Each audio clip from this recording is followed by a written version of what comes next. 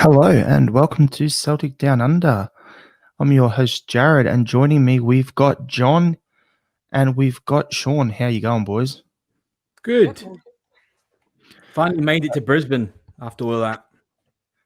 So you're up north there.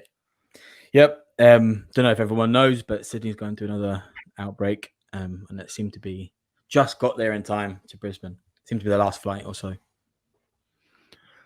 And so you're in Brisbane at the moment. I'm in Melbourne, and then we've got Sean over in Perth. How you going? Yeah, we just closed the borders to New South Wales, so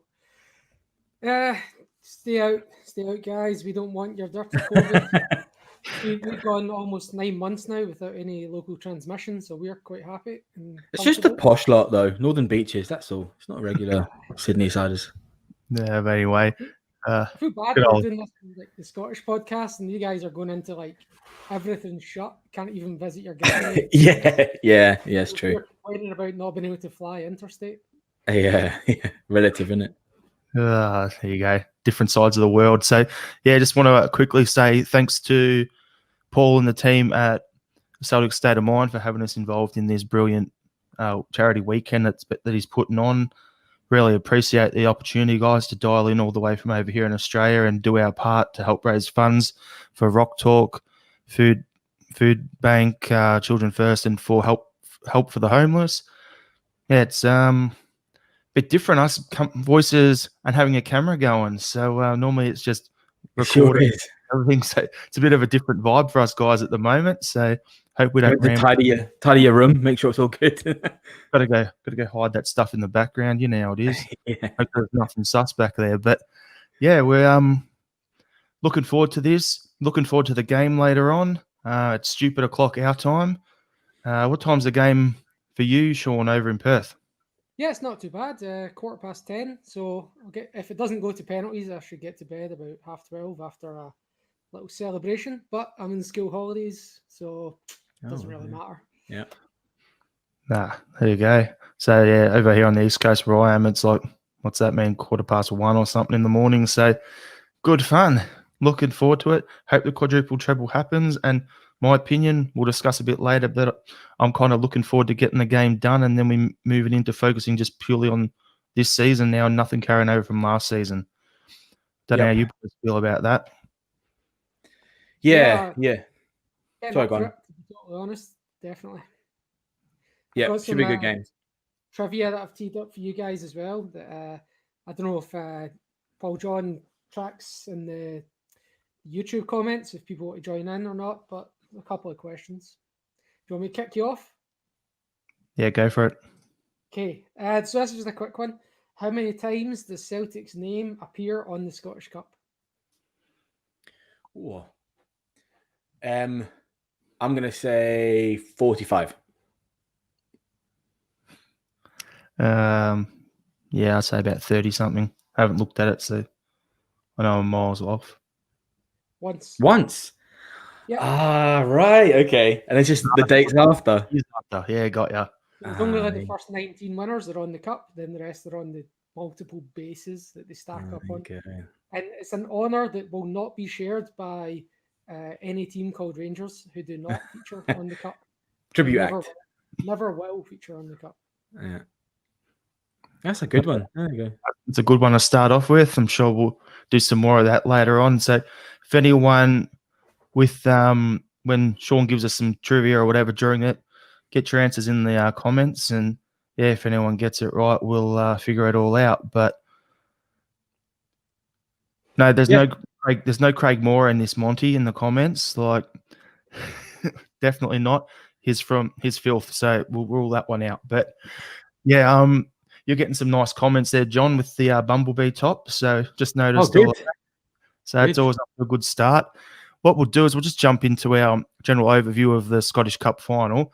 I'm sure a lot of people would be hearing, the 12 hours yesterday, and then today everyone's going to be saying the same sort of thing here and there. So, yeah, it's going to be probably more of the same, but we'll say our part anyway. So what I want to know from you boys, John, what do you think the starting lineup will be for the game? Well, I think think what's very likely is I is going to be at right back. I think that's probably. I think, I don't think it's a bad thing. I think maybe when it's happened before, we've all panicked a little bit there, but from recent times, he seems to do a good job there. So I think I is going to be at right back. I think probably Julian and Duffy.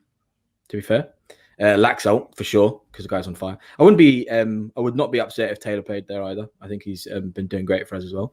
So that'd be my back line. I think Barkas is in goal. I think that's probably just a given. I think it's going to be pretty straightforward from there. I think you're going to have McGregor, Brown. I think you're going to have Christie, El Yunusi, probably Rogic, maybe Turnbull, and Edward. I think we're going to revert back to the trusted Lennon sort of stuff. And what do you reckon, Sean? I agree with most of what you're saying there, but I've got a feeling Lennon's going to do his thing where he tries to fit people into the team. Frimpong as a winger or something, you know what I mean? I think or Duffy and Julian are stick on. I think you're probably right about Barkas, although I would personally rather have Hazard. And me too. The only one that I'm not sure about is Taylor or Laxalt. I don't know. To be honest, Taylor was pretty poor against Kilmarnock, but he was good against Leo. So midfield, this is what I'm thinking. Sorrow has to start. But I hope so. He'll probably start Brown as well. So he'll probably start Sorrow and Brown. And I've got a horrible feeling he's going to stick McGregor in the number 10 and then stick Turnbull out on the left wing and Christie on the right wing. Yeah. God, I hope not. Yeah, that did not bring me joy. That did not sound good. Yeah, well, for me, I'm thinking with who you got up front? Edward. He said Edward. He came out and said that. Yeah. And for me, I'm thinking we'll have, I hope we have Hazard in goal, but he'll probably go back to Barkas. What I'm thinking is then we'll have, like what you said, John, we'll have Ira at right back. Then we'll have Duffy and Julian in the middle. At left, I'm the same. If we went with Laxalt, happy days. If he goes with Taylor, no big deal. Not at all worried or anything about that. So, that'll be okay. Macaroon, what time is it down the lads? So it's coming up on 9:15 p.m. at night. So there's your answer. In the midfield, we're going to have, I'm hoping we go Sorrow, McGregor, and Turnbull. I have this feeling Lenny will revert to type, do his usual thing, and he'll have Bruni in the middle. I wouldn't complain. It's one of my all-time favourites behind Paul McStay. So, would not complain at all if Bruni was out there. But, I'd rather him come on for the last 20 minutes if he wants to do that sort of thing. So, we've got that in the midfield. Out wide, if you went Taylor at left back, I actually wouldn't mind Laxalt playing on left wing instead of Moy because I think Moy's been pretty average lately. Now that I've said that, he'll probably go out and score a hat-trick today. And if he does, I'll happily have that egg smashed all over my face, boys and girls. Don't get me started, Neil Eunice. I was see that command. That's what I was fishing, Sean. Every time. Like 2 minutes in, I was like, does he just give the ball away every time he touches it? And I started counting. And when I got to double figures for lost possessions in the first half, I was like, our group and then chat, what happened? when the game's on, we've got our group chat to everyone, and all of a sudden I'm like the countdown till Sean's first Alanusi comment. Usually you get to about 10, 11 minutes into the game, and there it is. How he's worth 8 figures is beyond me. Imagine if he was like a youth player or a Scottish player or something in our team right now. How much would we get for him? What, 2-3 million if you're lucky? Do you want to know? That's harsh. You want to know something? I was watching last night a replay of a game that was on during the week. It was Preston North End versus someone, because with talk of like Alex Neil being linked with the job and that sort of stuff, and then there's that centre back down there they've got that we're being linked with a pre-contract as well. I thought, I'm going to check these guys out. I forgot Scott Sinclair was there. Yeah. And I love Sinclair at the club. I thought it was sad that he left. And for me, I'm thinking I would rather have Sinclair than Alanusi 99 times out of 100. At least it was similar wages. But I mean, Sinclair was dropping in form, when he left. Like he never really lived up to that first season hype. But I mean, we're all forgetting. We've also got Johnson just coming back. Could he start? He could do. Wouldn't surprise me. I'll finish off my starting lineups outright. We'll probably have Christie, but I'd rather Frimpong. And if he's fit, that is. And then, Edouard up front as well. But you were saying what were you saying, John? Just then? Oh, I was just saying, like, the spanner in the works, the thought that, that quintessential Lennon thing that he likes to do for cup games, he might stick Johnson on. Because he's only just come back, right? What did he play for, like 15 minutes, 20 minutes, something? So, yeah. And I've been looking forward to it. I think Johnson's a great player. So he could come in and score a goal or two. I mean, even that game you were complaining about, Sean, with El Yunusi, he still scored in the game. Do you know what I mean? He broke the... Come on. You giving him credit? Look, I mean, and if anything, it could have been Duffy. Who knows? It was a bit of a fluke. Yeah. But take it. You take it. What, Moyes' goal? I go back a week as well, where he flicks the ball onto the back post and it goes in. Like, anyone could have done that. So, I don't know. I'm not 100% behind him. I'm kind of more in the Sean camp than your camp there, John. I like him. I think he's got talent, but yeah. The thing that bothers me is when he's playing and Rogic is playing, you struggle to tell who's who. And as an Australian, I find that annoying. Yeah. Do you mean like similar position, similar build, similar way they run? Right. I've also got a similar haircut, so Yeah. I mean, one thing that Johnson does that's great is he always has a pop. In fact, the Moy goal recently, that's kind of like the stuff that Johnson's really good at. So I do hope, either El Yunusi starts taking that lead or Johnson starts playing. Who knows? Yep. So then the next question, boys, is we've had a few comments on it already. One of you mentioned it. Sorrow or Bruni? I know we mentioned it when we all went through our lineups.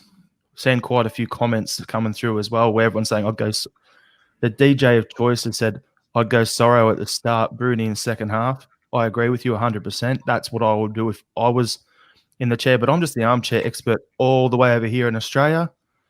I'm not, I just play FIFA, Football Manager, talk absolute bollocks on a podcast about Celtic. So, got nothing about. What do you reckon, John?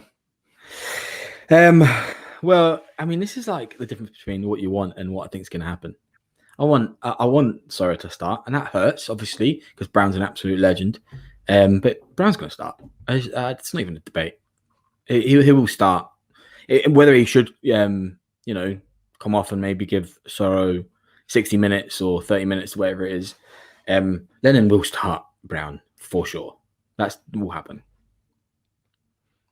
The only reason that would be so he can get out there and just smash around with Naismith a bit, but soften him up a bit. But leadership, just pure. Even if all he does is a few tackles, he'll be so unbelievably up for it. He'll be screaming his head off if we aren't playing well, and that's what we need in this game.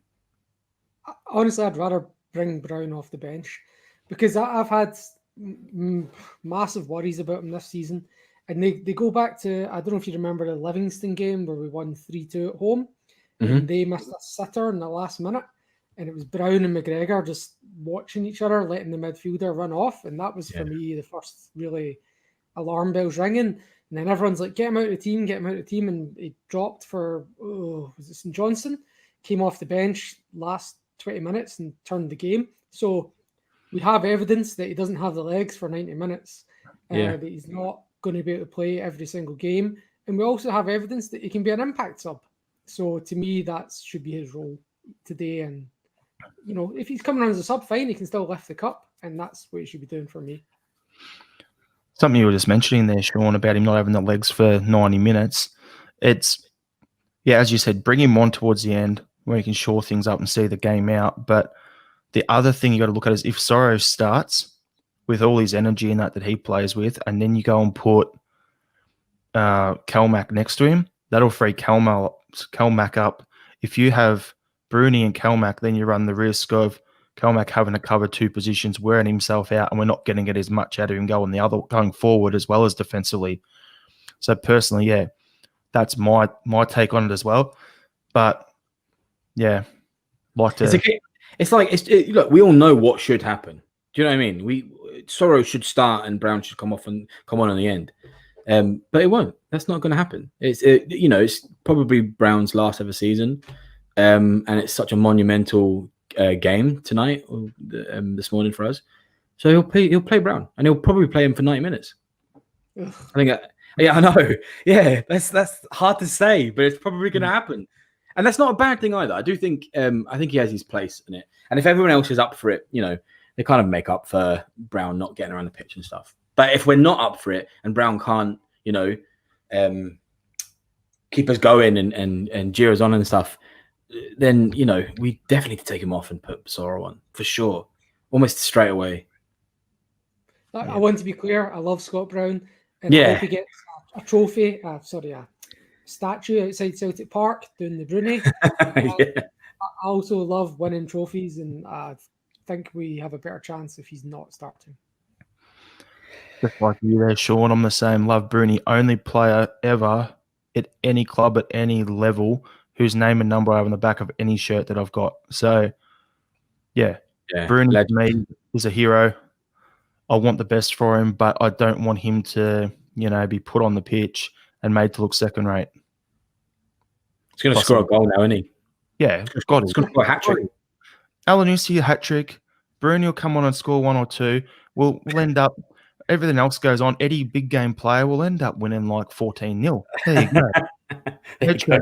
No chance that score will happen, but if it does, bookies, book me up. Yeah. Well, the Sportsbet app in Australia has got a glitch in it. So I managed to put on a double bet with Celtic to win 2-1 and also double up with Celtic to lift the trophy. Yeah. Very nice multi. Lovely. All right. Yeah. So next question for you is Craig Gordon playing for Hearts. Do you think he'll be a deciding factor in the game one way or the other? We'll go to you, Sean. What's your take? Very, very probably. Possibly. If we get a penalty, no, you can't save penalties. Yeah. So even if it goes all the way to a shootout, well, I don't know what we've got in goals, to be fair, so I can't really compare it. But he's not exactly renowned for saving penalties, so not worried in that regard, but he can pull off some ridiculous saves. So I feel like we're going to have to create double-figure, clear chances to get a couple of goals. What about you, John? Do I think it's going to be a deciding factor? Probably. Yeah. I think he'll be. I think as far as the factor of Gordon goes is they won't hemorrhage as many goals as they probably could if he wasn't there. But look, I don't think he's going to change it for Hearts. I don't think Hearts are going to win because they've got Gordon. I mean, there's a reason why we never gave him a contract extension. Do you know what I mean? He wasn't. He was great for us. He was fantastic. And peak Gordon, I would take over any of the keepers that we have just now, 100%. But there's a reason why he's not at Celtic anymore. Do you know what I mean? And it wasn't just because Forster wasn't, was probably going to come back. He wasn't playing well when we had him. That's why Bain was bought. That's why do you know what I mean? So, it might not be 4-5-0, but it might be 2-0. That's probably the deciding factor or the factor. I'm going to go off on a little tangent here. You got Gordon in goals, and then you have Christoph Berra, and you have him in front. And then I don't know whether he's going to play in the midfield or whatever, but you got Andy Halliday as well in front of him. There's some turnstiles right there. So going through. So if you can pick their midfield and their centre back pairing apart based on those two weak links. So for me, I don't think he'll play such a great contribution to the game. I think he may get his usual 2 or 3 saves that he shouldn't realistically get a hand to, but he always managed to do. But yeah, the only thing that I really remember and liked about Gordon was that celebration when Rogic had that goal and invincible treble. Yeah, that was great. That picture to me is immortalised. But yeah, I wouldn't have mattered who was in goal that season. So yeah, I'm not a massive Craig Gordon fan either. But I can't really compare him to what we've got in goals at the moment because who knows? Yep, that's it. Would you take Gordon now? Yep. Over who? Over which option? All of them. Any of them, yeah. Yeah. Yeah, Definitely. I would. Yeah. For sure. I wouldn't Bain, 100%. It's not a long-term solution. I actually, yeah, I still think Barkas is a long-term thing for us. I still think there's a player there. Like, you wouldn't have scouted him for 2 years for him to be absolute rubbish. And Connor Hazard is the future, in my opinion. Yeah, for sure. You can only It's like his mini-me, you know? Yeah, Hazard's our future goalie, for sure. You just can't. The problem I have with Barkas is, look, he might be great in a few years, but how long can you give How long can you give a Celtic player a chance to come good? There's a very limited window. Took Wanyama a year, took Van Dijk a year, took Edward a year and a half. It does. It's just worse when you're a goalkeeper. That's all. Because only one you can be on the pitch at a time, so it stands out more. So especially when there's no reserve games going on at the moment as well. So it's not like you can go there and play and get into a rhythm as well. Good point. Yep. Yeah. I mean, I'd still put Hazard in before Barkas, but yep. For today, yeah. So I said my score prediction 14-0 before, but realistically, I'll be happy if we were to win at all. But yeah, I reckon I'll be probably 3-1 for us. Oh, all right. That's what I was going to say. Sorry, John, I didn't mean to steal your thunder. I have to pick something else. Who are your goal scorers then? I think Edward, he's due a goal. He's definitely due a goal. Maybe Christie, I'd say as well. Probably also due a goal. Probably up for it as well. Cup game, he tends to be quite good. Yeah. Yeah. And then, I don't know, if we're going to go for a third goal, I'll probably say Aya or somebody like that. It'd be like a header or Duffy. There you go. Duffy, Christie, and Edward. That'd be the three goals. From corner has to be. Yeah. It has to be. Or a Griff, but who knows? What about you, Sean? Yeah, my money's literally on 2-1, so I'm sticking with that. I think Edward will probably get them both. Oh yeah, all right. Yeah, he's due it. Just because of what I said earlier, Alanusi hat-trick. Yeah, okay. Stick that on. But realistically, it'll be, Edward would score. I reckon Turnbull will score. And I was going to say Duffy or Julian off a corner. Yep. One of them will absolutely murder Halliday off a corner. Fingers crossed. Yeah. All right. So we'll bounce around the room for the three of us and just discuss a previous Scottish Cup final that we've all watched that stands out to us and why. So I'll start off because I mentioned it earlier already. Invincible treble season. Tom Rogic with that scoring that goal in the rain against Aberdeen. Amazing. Being at the Celtic Supporters Club here in Melbourne, Australia, with the boys down there at the Jockstein Supporters Club, it was what a night. There was like 200 of us in a room. Beer showers happened. There was a guy in front wearing a Rogic shirt, and let's say he walked out. I think he stumbled out of there because he didn't have to buy a drink the rest of the night. What a moment, especially being an Australian born and bred guy, to have the Aussie guy score that goal. Unbelievable. Go to you, Sean. What's Scottish Cup final that stands out to you? Yeah, 1995 for me. That was the first time I was old enough to watch Celtic win a trophy live. I still remember 1994 was the first cup final I watched when we lost to Raith Rovers. Raith Rovers. That was the day where I ruined one of my white t-shirts and my green felt tip pen on the same day, making myself a hoop jersey. And then the next year we got to the final, and it was the first time we'd won a trophy in, was it since 88, 7 years, something like that. Van Hooijdonk scored the winner after 9 minutes. But it wasn't just the fact that we'd gone so long without a trophy. It was just the whole, like back then it was a whole event. You know what I mean? Like you started watching the coverage at 9 a.m. and you sat there until 3 p.m. kickoff and then enjoyed the game. And they had all these features on like all the players and everything. Great day. Yeah, I really enjoyed that. I actually made a scrapbook, everything. I was just, what age would I have been? 8, 9, something like that, 8 or 9.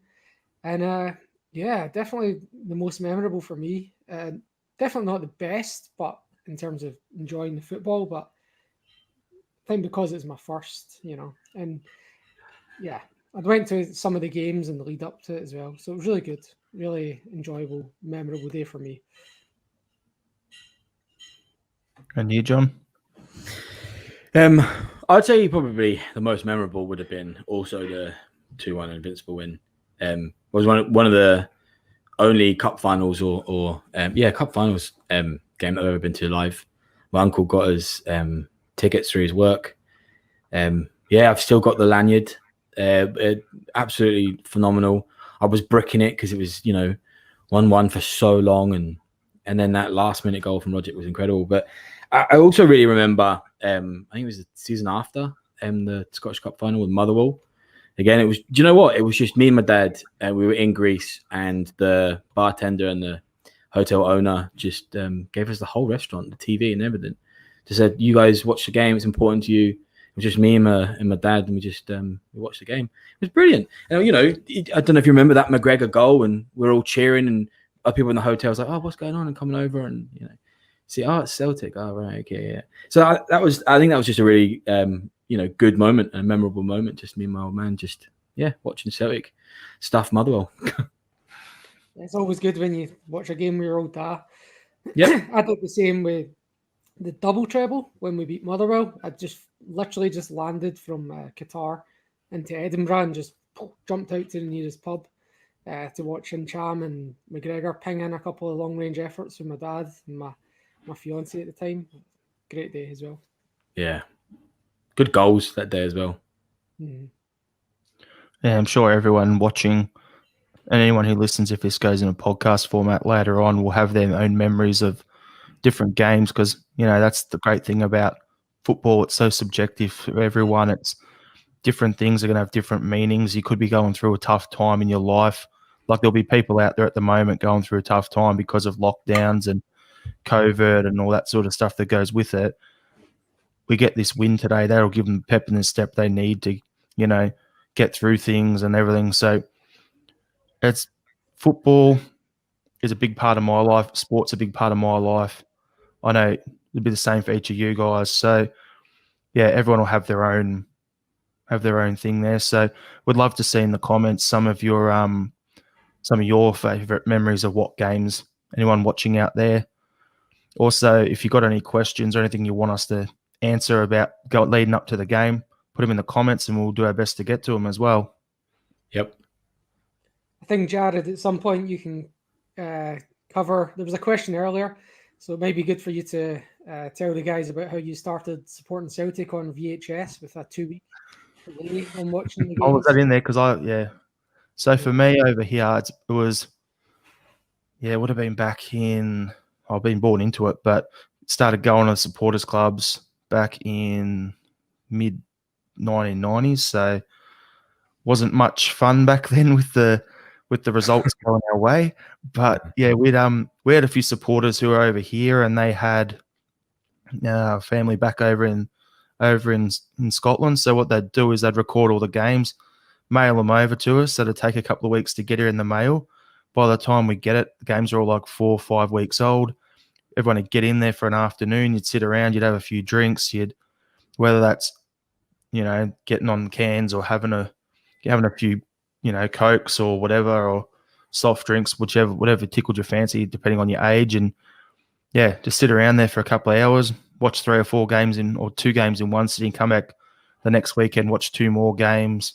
That's how it all started off. And then, it just grew from there. So I remember the day when Mark Viduka signed for Celtic, and we're all like, yes, he's from Melbourne. Great, this is perfect. And then he got on a plane, he was too stressed and came back to Melbourne. And then suddenly when he announced that he was actually coming back over for training, and he got his visa sorted and everything, and he went down to the Celtic Club in Melbourne, which was where the CSC was based. And did a little bit of dodgy, missed some school, went in there, thought I got away with it.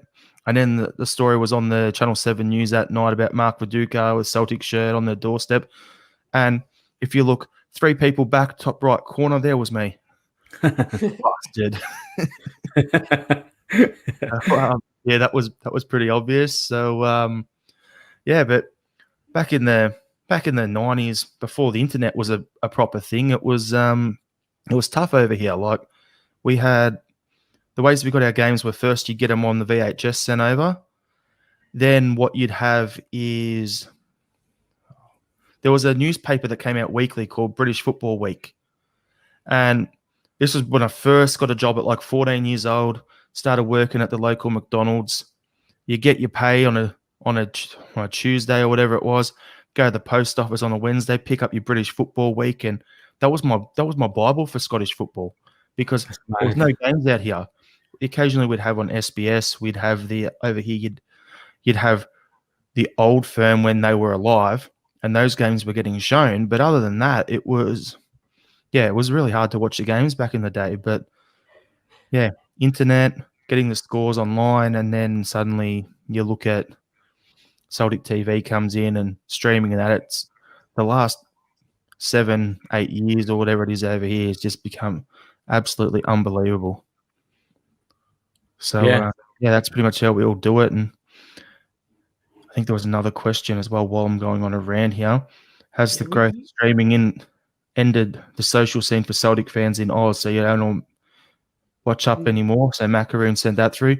No, it hasn't stopped it. What slowed it down the last few years is being in the Europa League. So when we were in Champions League and we were playing games on a Saturday in the league and then Wednesday midweek, the CSCs would all be out packed to the rafters. Not always. Like, there was a Motherwell game I went to at the Melbourne one where there was only 50 people there, but then 2 weeks later we're playing Rangers and there's 200 people with a waiting list and it's packed. So there's still that scene where people get together. One of the other supporters clubs here in Melbourne, they have a monthly catch-up, first Friday every month. They all catch up, have a few drinks, have a bit of a sing-song, whatever, and well, they were before lockdown happened. But yeah, it hasn't really dropped off, but it has made it a lot easier to get the games out here because you don't have to wait for this now. Foxtel Pay TV, you got Celtic TV. There's lots of different ways you can watch games at the pub or with your friends. Yeah, in WA, our supporters club has over 400 members, and I'd reckon there's thousands on the Facebook. I think if you counted our supporters club as a Scottish football ground this year, we would have the record high attendance for a single game. Yeah. Because, otherwise it's Ross County with 300, isn't it? But we're always packed for the Sevco games and cup finals and stuff. Let's be honest here, Sean, though. If the Perth CSC group, if they all went to a stadium to watch a local game together, you'd have more people at that than you'd have at some St Mirren games and Hambledon games. Easy. For sure. Yeah, and when Celtic came over, we had, it was 25,000 or something went to, I can't remember the actual number. Yeah. 10 years. So there was a couple of games in that back in the day, but yeah, we had a game down here in Melbourne and there was, like 30-odd thousand at that game as well. And then I was there. Good on you, Johnny. Yep. Flew down from Brisbane. I've told you boys this story before, but I was there with my older brother, sitting in the corner. Bruni was standing up in front, having a bit of a stretch, getting ready to come on. This chick, like 3 over, goes, "Sit down, you're blocking the game." I've turned I was going, pipe down. He's worth more than the whole of the Victory team who they were playing against over here. Turns out the girl who yelled that, she was at the game with my now wife. So yeah, there you go. Meant to be. Yep. Yeah, so we've got that there. You got anything, John, you want to bring up before we jump into the we normally play on our weekly podcast Would You Rather game at the end of it.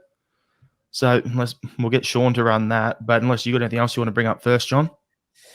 It might kill me for saying this, but the most vivid memory I have of that Celtic and Melbourne Victory game was, again, my old man. He's got this uncanny ability of just expelling snot from his face at any given moment on any day. And for whatever reason, you know how like at Victory Ground, all the seats are quite close together. You know what I mean? And your sort of knees up against him. And he's just sneezed. The biggest sneeze I've probably ever heard of any man ever doing. And, you know, he's definitely felt snot come out, but he has no idea where it's come from. And then he's realised, Christ, that's hit the back of the guy's head in front of me. And this guy just puts his hand through his hair, looks at his snottery hand, turns out, looks at my dad, and my dad just goes, Melbourne flu. Didn't apologise. Guy didn't do anything. He turned around and just got with his day.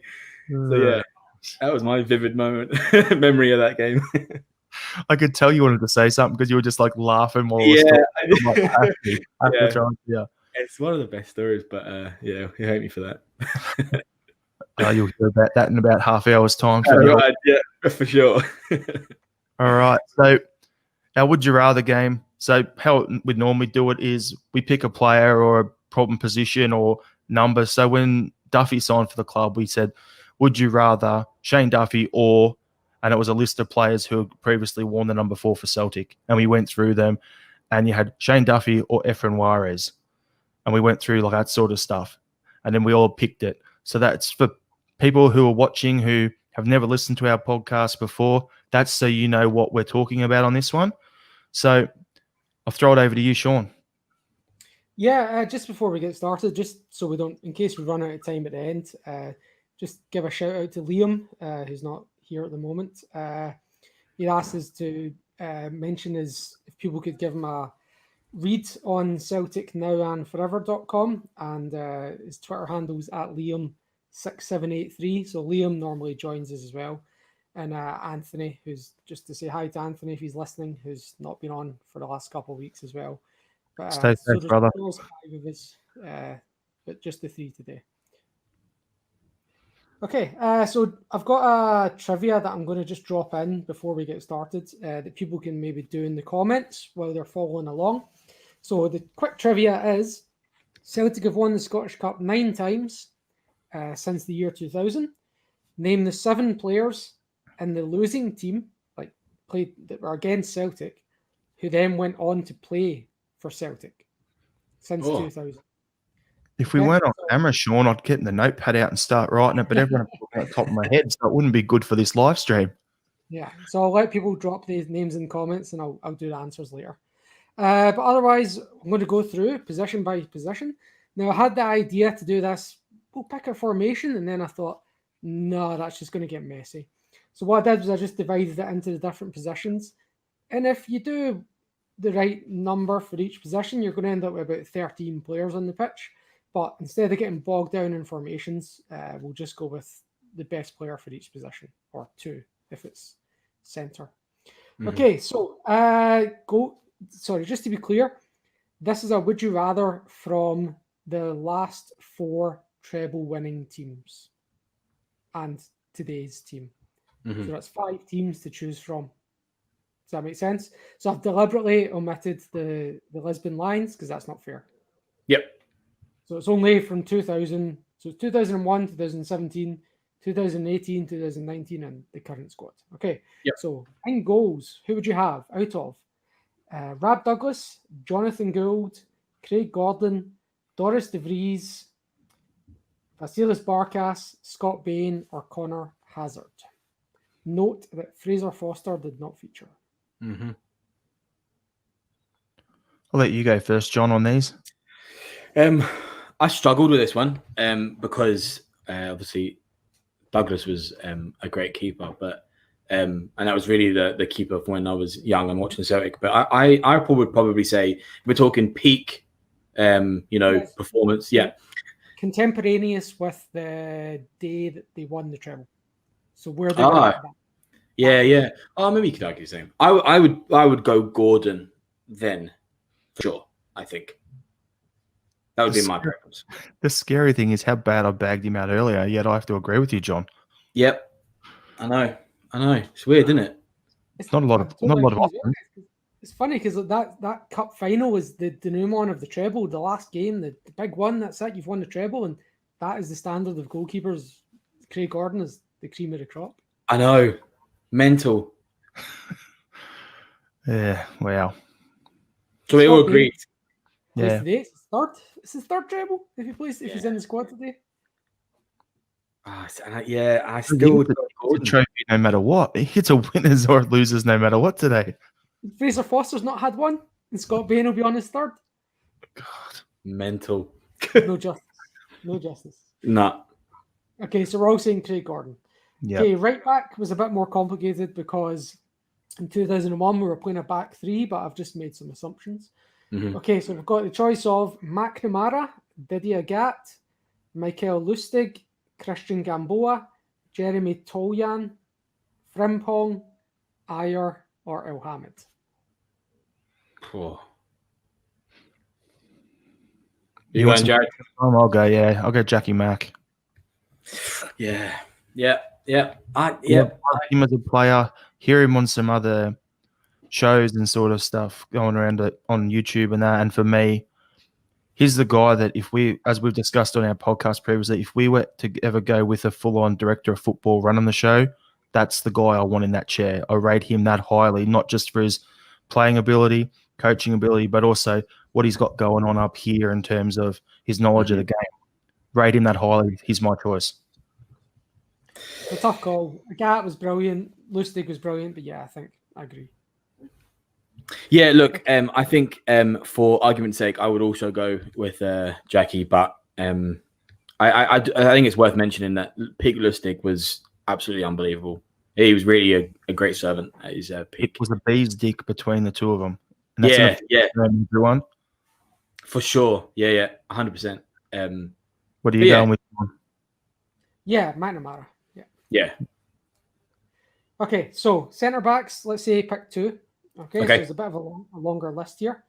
So starting in 2001, we've got Johan Mjalby, Ramon Vega, Yusuf Haran, Alan Stubbs, Jozo Simnovic, Dedrick Boyata, Eric Svyachenko, Christopher Ayer, Philip Benkovic, and then today's selections of Julien, Duffy, or Beaton.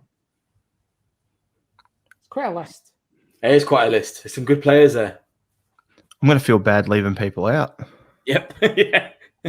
It's funny. You go goalkeepers, and it was hard to even pick one. And you go this position, and you're like, there's legit like 4 or 5 I could pick.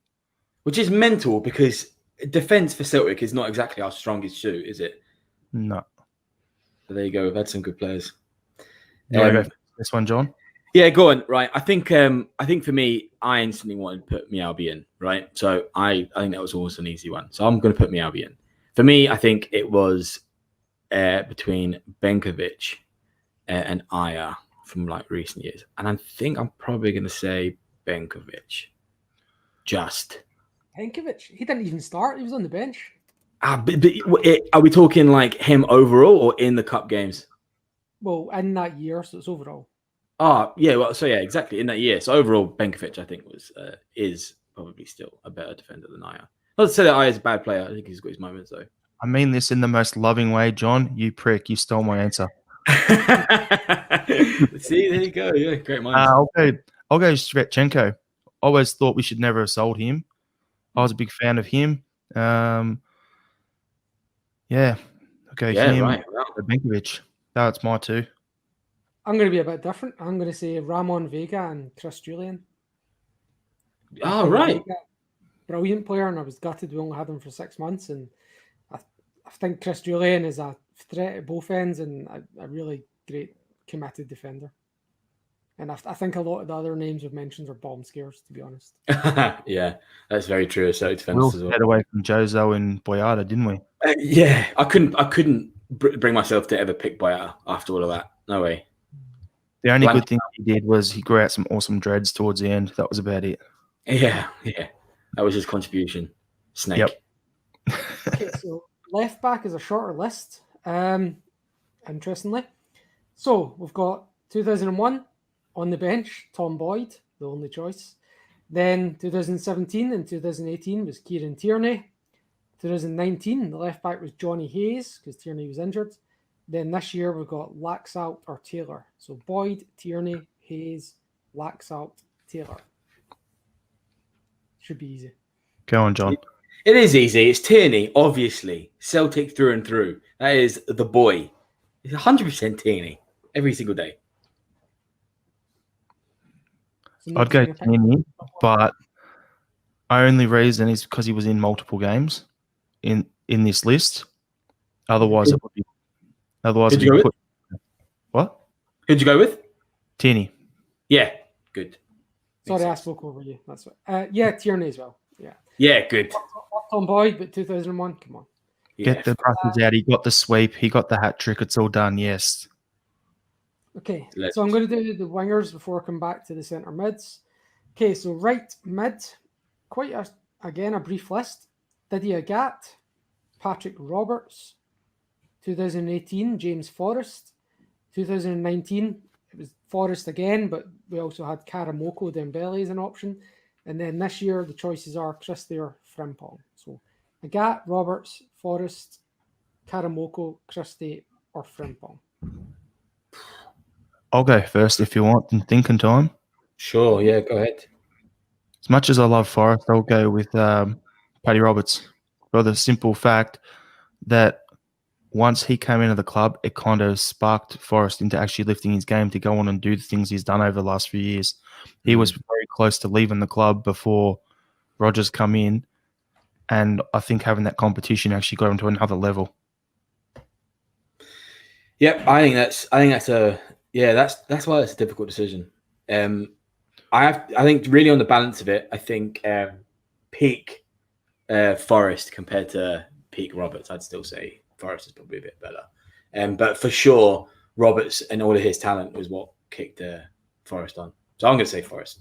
Plus, I was saying that because you get the bromance back in the team together because we just went Tierney on the previous position, so had to. Exactly. Yeah. Yeah. Sure. Yeah.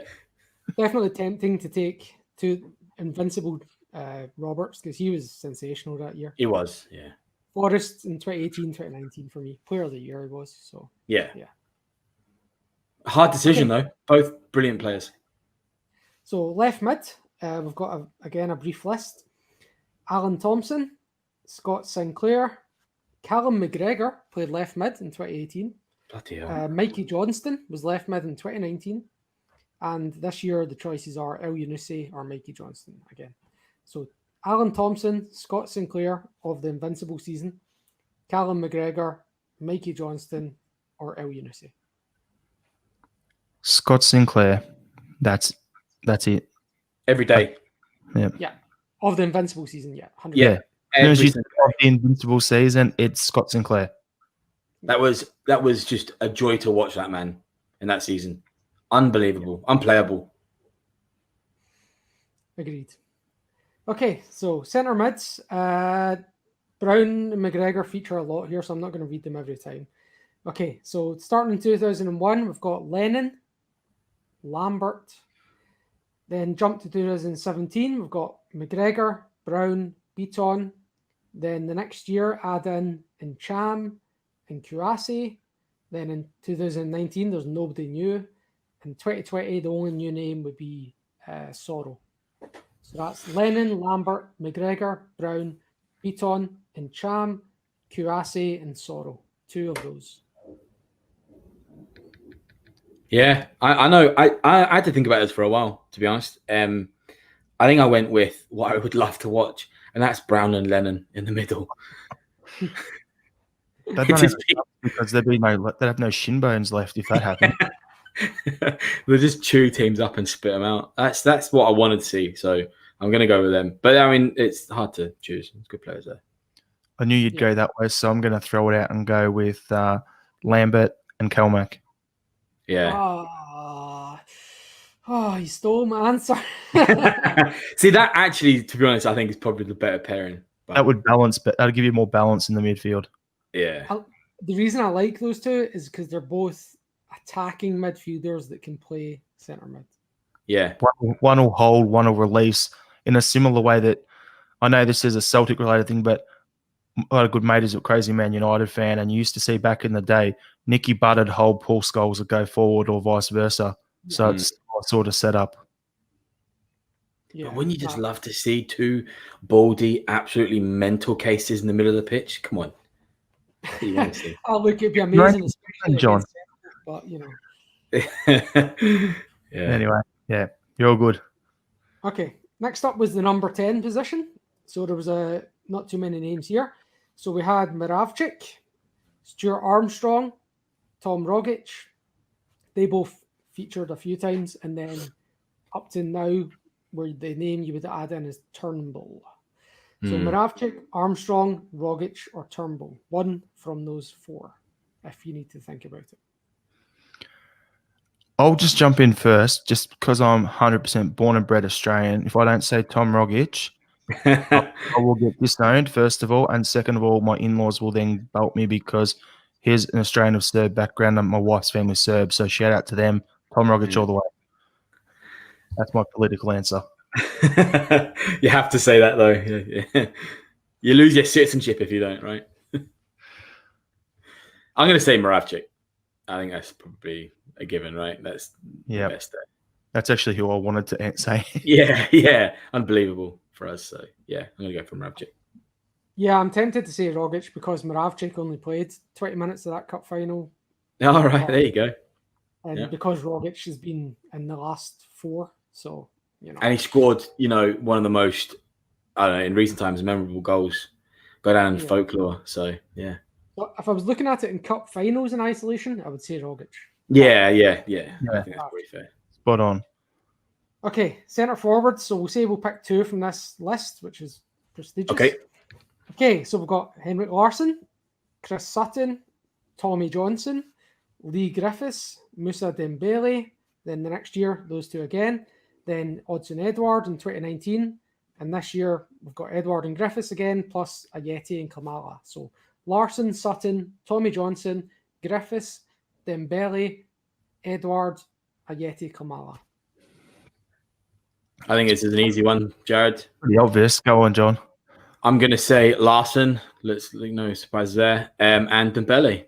I think that would be, we would win the Champions League with those 2, So I'm going to go with the dead obvious route there. Just say those 2. I was going to go the exact same, but then I realised something I've said on previous podcasts of ours. So it's Larsson, and then the guy who, up until this season, so in last season's form, was the best centre forward I've seen at Celtic since Larsson, in Edouard. Yeah, it's tough not to stick him in, but yeah. I feel bad leaving out Dembele. Yeah, I think that. Yeah, sorry, go on, Sean. Sorry, I was just going to say I agree with John. I would say Larsson and Dembele. I mean, Dembele gives more, or gives different stuff than Edouard does. Edouard would be great if he played up with Dembele, I think. Well, he's great anyway. Right? That's just a given. But I think he'd be more deadly. He wouldn't have such massive downward trenches in his form and stuff. But Larsson and Dembele, we'd win titles with that. Well, Dembele is more the guy you could hit the ball to. He'd hold guys off and play other guys in, which is where him and Edouard would work well together, or him and Larsson. Yep. In the same way that when Larsson was playing under Martin O'Neill, they had the battering ram strikers from the playoff. Yep. It wouldn't that be good to see again, but yeah. Hey, we'll get there. We're running out of time. We've got one more position to cover, so just listen carefully. Okay, pick one of these who you would prefer to have. Kenny Clark, Bobby Madden, Kevin Clancy, Willie Collum. I'm going to try a sound effect here. I don't know if I'm going to hit the right one. No, not that one. That is. Yeah. Yeah. I mean, any of them could have been pretty good. That's the 5 referees, the last 4 plus today's. Who do you want? Kenny Clark, Bobby Madden, Kevin Clancy, Willie Collum, John Beaton. Hugh Dallas. Oh, Christ. Willie Collum is probably the best of that absolute rotten bunch, but that's what I'm picking. Willie Collum, only for the fact that he reminds me of Mr. Bean. Yeah. little Mr. Bean's little brother. Yeah. Exactly. I have to regrettably say I think Bobby Madden is unfortunately the best of the bunch. Okay, so that I thought you were going to rattle off managers for those games, not referees. Yeah. Just a wild card at the end there. Yeah. I'll chuck it back to you then, Jared, just for the last minute, and I'll post the answers to that trivia in the comments on YouTube so that sounds good. So just everyone, want to just quickly say thanks to everyone for tuning in. We've really appreciated being part of this fantastic weekend. thanks to Paul and the ACSOM team for getting us involved and letting us dial in for it. We really appreciate that. If anyone listening or watching liked our show, keep an eye out. We have weekly podcasts come out, so give us a subscribe on there. And hope you all enjoyed it. I'm on the Celtic. Let's get a win and 14-0. That's what it has to be. Hell.